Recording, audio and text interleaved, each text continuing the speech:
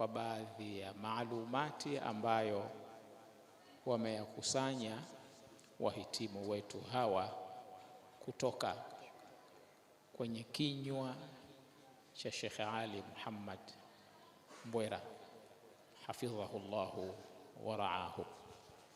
Ustadh Fadhil ndiye ambaye atawakilisha wahitimu kwa sasa.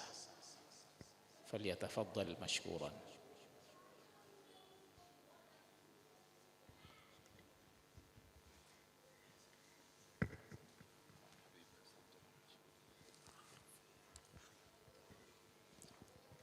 Assalamu alaikum wa rahmatullahi wa barakatuh. Bismillahir rahmanir rahim. Alhamdulillahi rabbil alamin. Wal aqibatu lil muttaqin. Wala udwana illa ala adh-dhalimin. والصلاة والسلام على أشرف الأنبياء وإمام المرسلين نبينا محمد وعلى آله وصحابته أجمعين ومن تبعهم بإحسان إلى يوم يقوم الناس لرب العالمين. أما بعد، أشيخيتو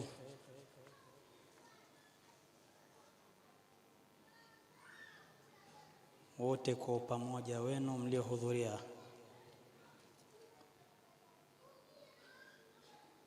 pamoja na wageni waalikwa,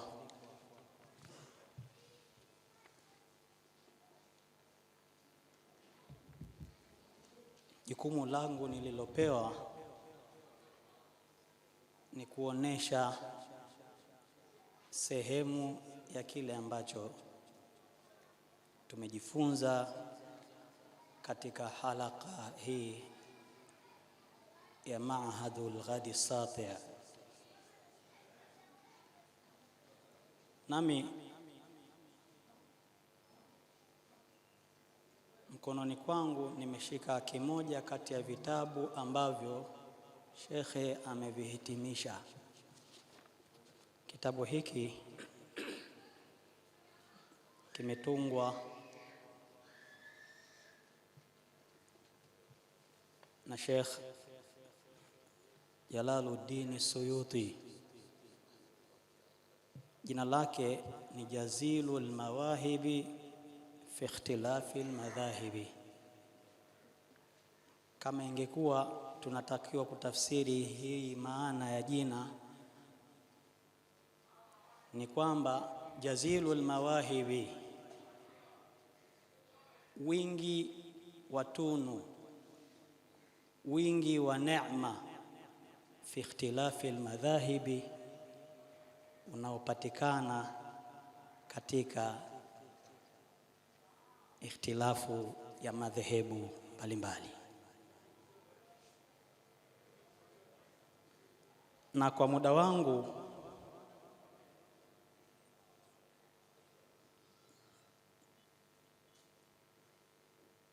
ningeomba ninukuu maneno ya mtunzi wa kitabu hichi, Sheikh Jalaluddin Suyuti, aliyoyasema kwenye fasli ya kwanza kabisa ya kitabu hiki.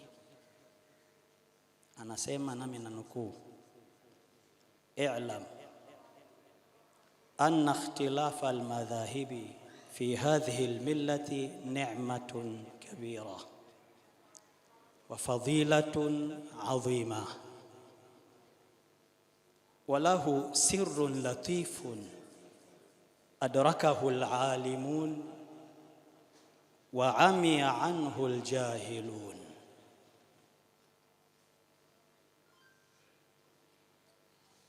Maana yake, Jalaluddin Suyuti anatuzindua na kutunabahisha akisema, elewa ya kwamba ikhtilafu ya madhehebu katika dini hii ya Uislamu ni neema kubwa, na ndani yake kuna fadhila nyingi. Si fadhila tu, walahu sirrun latifun, na ikhtilafu ya madhehebu ina siri iliyojificha, adarakahu alalimun, mashekhe na wanawachuoni siri hiyo wameijua, wa amiya anhu aljahilun, na wale wasiojua chochote wamepofuka kwenye kuliona hilo.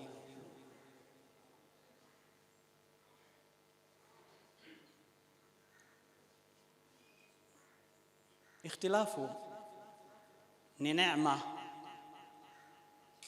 na ndani yake kuna fadhila nyingi. Kwetu sisi mashabiki wa madhehebu ya Imamu Shafi'i rahimahullah, kuna mambo kadhaa tunanufaika na tunaneemeka kwa sababu ya ruhusa na neema iliyokuwepo katika ikhtilafu. Mathalan, masharti ya kufungika ibada ya swala ya Aljumaa.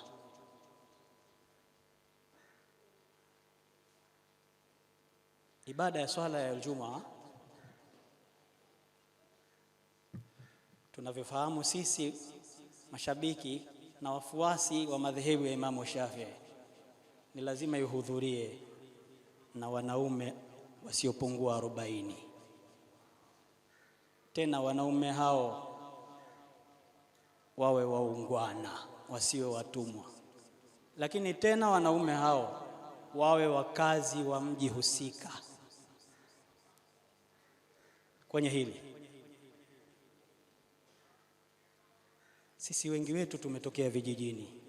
Kuna vijiji vingi, ndani ya vijiji hivyo kuna misikiti. Wanaoswali ndani ya vijiji hivyo pengine hata 20 hawafiki,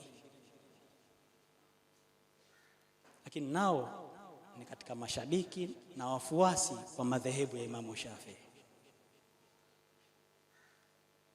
Kwa neema iliyokuwepo kwenye ikhtilafu, na wao Ijumaa wanaswali na wanapata Ijumaa. Wao ni Shafi'ia, lakini masharti ya kufungika hiyo Ijumaa yenyewe kwa madhehebu ya Shafi'ia lazima watimie wanaume wangapi? 40.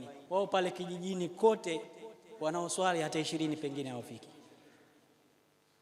Kwa neema ya ikhtilafu wananufaika wao, kwa neema hii wanapata ibada ya swala ya Aljumaa. Kwetu sisi,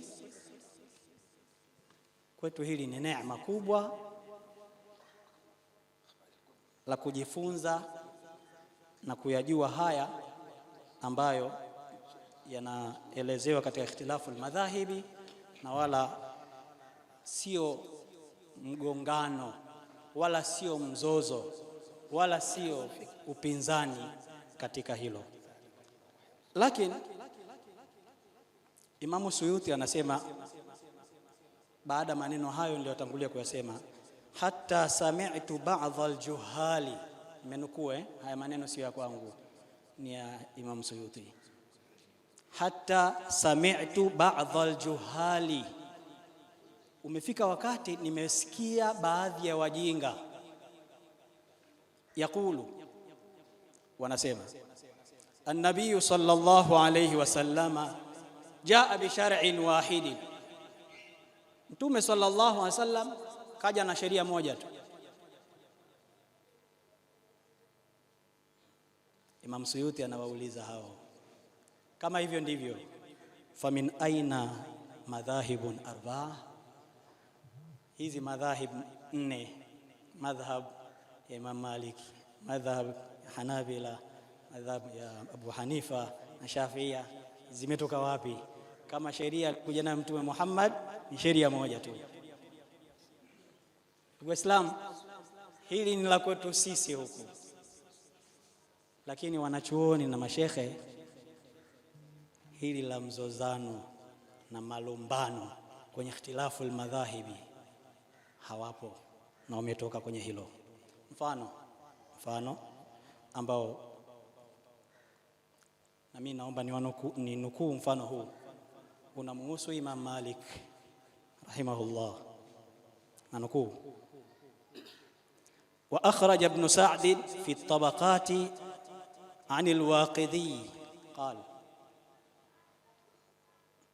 Waqidi anasimulia anasema, qala sami'tu Malik ibn Anas, mimi nimemsikia Imam Malik ibn Anas yaqulu, akisema, lamma hajja al-Mansur, wakati alipohudhuria hija kiongozi mkubwa huyu anaitwa Mansur, qala li, Imam Malik anasema kiongozi huyu Mansur alisema kuniambia mimi, inni qad azamtu ala an amura bikutubika hadhihi allati wada'taha, mimi nimekusudia nitoe amri, viamrishwe kwenye vitabu vyako hivi, nakusudia Muwatta ya Imam Malik, fatunsakh, zitolewe nakala nyingi, thumma ab'athu ila kulli misrin min amsari almuslimin, kisha nitume katika kila mji katika miji ya Waislamu, minha nuskhatan nuskha, nitawanye nuskha moja moja, wa amuruhum an ya'malu bima fiha, alafu nitoe amri miji yote hiyo wafanyie kazi dini hii kwa kufuata taratibu na madhehebu iliyokuwa katika Muwatta, katika vitabu vyako. Wala ya'taddauhu ila ghairihi, na asitokee mtu katika mji wote akaacha madhehebu yako hii akaenda kufuata madhehebu nyingine. Sikiliza jibu la Imam Malik baada ya kushauriwa hivi na kiongozi. Faqultu, Imam Malik akasema, mimi nikasema, ya amira almu'minin, ewe kiongozi wa Waislamu, kiongozi wa waumini, la taf'al hadha, usifanye hivi, usifanye hivyo, fa inna an-nasa qad sabaqat ilayhim aqawilu, kwa sababu watu zimeshatangulia kauli kadhaa zimewafika kuhusu dini hii, wasami'u ahaditha, na wameshazisikia hadithi za Mtume Muhammad sallallahu alaihi wasallam, warawau riwayatin, na wameshapokea riwaya kadhaa, wa akhadha kullu qaumin bima sabaqa ilayhim, na kila watu washachukua tayari kile ambacho kimewafikia na wanakifanyia kazi. Wadanu bihi min ikhtilafi an-nas, fada'i an-nasa. Maneno ya mwisho ya Imam Malik anasema, waache watu wa makhtara ahlu kullu baladin minhum li anfusihim, wafate kile walichokichagua katika miji yao. Hili ni katika upande wa maimamu na mashekhe wetu. Siri hiyo iliyokuwa ndani ya ikhtilafu al-madhahib wao wanaijua zaidi kuliko mimi. Kwa ufupi niliwafikisha kuyasema mbele yenu ni hayo. Billahi tawfiq, wassalamu alaykum wa rahmatullahi wa barakatuh.